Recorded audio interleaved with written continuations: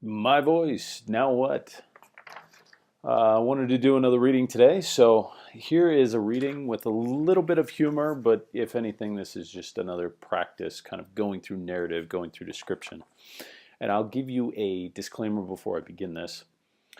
Opinions on pets depicted in this reading are clearly the writer and the characters, not mine, but I would also say that he comes around in. And I'll talk a little more about that and a little bit about having fun with things afterwards. So here we go. This is the opening to Blood Rites by Jim Butcher. The building was on fire, and it wasn't my fault. My boots slipped and slid on the tile floor as I sprinted around a corner and toward the exit doors to the abandoned school building on the southwest edge of Chicagoland. Distant streetlights provided the only light in the dusty hall and left huge swaths of blackness crouching in the old classroom doors. I carried an elaborately carved wooden box about the size of a laundry basket in my arms, and its weight made my shoulders burn with effort. I'd been shot in both of them at one time or another, and the muscle burn quickly started changing into deep, aching stabs. The damn box was heavy, not even considering its contents. Inside the box, a bunch of flop-eared, gray and black puppies whimpered and whined, jostled back and forth as I ran. One of the puppies, his ear already notched where some kind of doggy misadventure had marked him, was either braver or more stupid than his littermates. He scrambled around until he got his paws onto the lip of the box and set up a painfully high-pitched barking full of squeaking snarls, big dark eyes focused behind me. I ran faster, my knee-length leather duster swishing against my legs. I heard a rustling, hissing sound and jerked left as best I could. A ball of some kind of noxious-smelling substance that looked like tar went zipping past me, engulfed in yellow-white flame. It hit the floor several yards behind me and promptly exploded into a little puddle of hungry fire. I tried to avoid it, but my boots had evidently been made for walking, not sprinting on dusty tile. They slid out from under me, and I fell. I controlled it as much as I could and wound up sliding on my rear, my back to the fire. It got hot for a second, but the wards I'd woven over my duster kept it from burning me. Another flaming glob crackled toward me, and I barely turned in time. The substance, whatever the hell it was, clung like napalm to what it hit and burned with a supernatural ferocity that had already burned a dozen metal lockers to slag in the dim halls behind me. The goop hit my left shoulder blade and slid off the protective spells of my mantled coat, splattering the wall beside me. I flinched nonetheless, lost my balance, and fumbled the box. Fat little puppies tumbled onto the floor with a chorus of whimpers and cries for help. I checked behind me.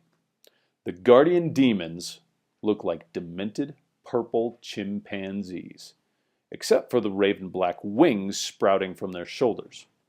There were 3 of them that had escaped my carefully crafted paralysis spell, and they were hot on my tail, bounding down the halls in long leaps, assisted by their black feathered wings. As I watched, one of them reached down between its crooked legs and, well, not to put too fine a point on it, but it gathered up the kind of ammunition primates in zoos traditionally rely upon. The monkey demon hurled it with a chittering scream, and it combusted in midair. I had to duck before the noxious ball of incendiary goop smacked into my nose. I grabbed the puppies and scooped them into the box, then started running. The demon monkeys burst into fresh howls. Squeaky barks behind me made me look back. The little notch-eared puppy had planted his clumsy paws solidly on the floor and was barking defiantly at the oncoming demon chimps. Damn it, I cursed and reversed course. The lead monkey swooped down at the puppy. I made like a ball player, slid in feet first, and planted the heel of my boot squarely on the end of that demon's nose. I'm not heavily built, but I'm most of a head taller than 6 feet, and no one ever thought I was a lightweight. I kicked the demon hard enough to make it screech and veer off. It slammed into a metal locker and left an inches deep dent. Stupid fuzz bucket, I muttered, and recovered the puppy. This is why I have a cat. The puppy kept up its tirade of ferocious, squeaking snarls. I pitched him into the box without ceremony, ducked 2 more flaming blobs, and started coughing on the smoke already filling the building as I resumed my retreat. Light was growing back where I'd come from as the demon's flaming missiles chewed into the old walls and floor, spreading with a malicious glee. I ran for the front doors of the old building, slamming the opening bar with my hip and barely slowing down. A sudden weight hit my back and something pulled viciously at my hair. The chimp demon started biting at my neck and ear. It hurt. I tried to spin and throw it off me, but it had a good hold. The effort, though, showed me a second demon heading for my face, and I had to duck to avoid a collision. I let go of the box and reached for the demon on my back. It howled and bit my hand.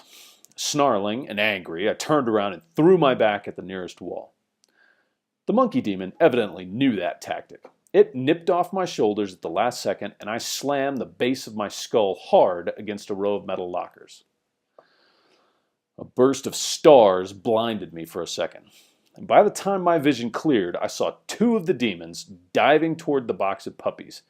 They both hurled searing blobs at the wooden box, splattering it with flame.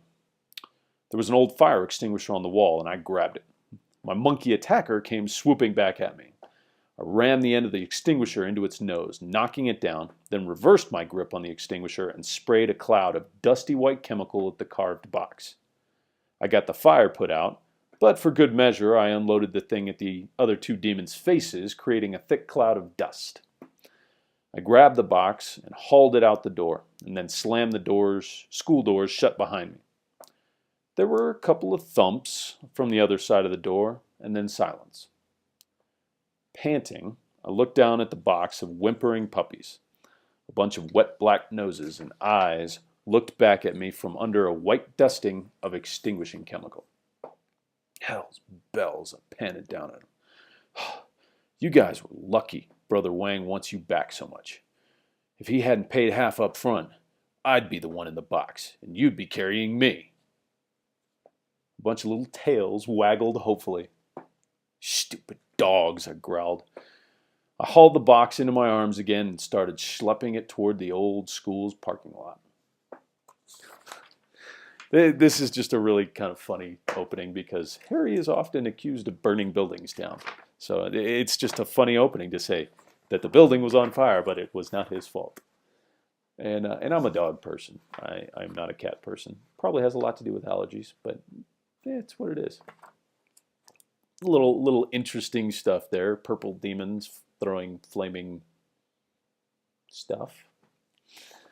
I'm going to keep trying to practice reading stuff. There's more dramatic stuff I want to do, but I thought I'd do something a little more light and humorous with a little drama to it today. So I hope you enjoy it. I'll keep practicing. I'll keep trying to get better. And happy end of Labor Day weekend for everybody. Yeah, this will be posting after Labor Day's over, but I hope everybody had a good weekend. Enjoy yourselves.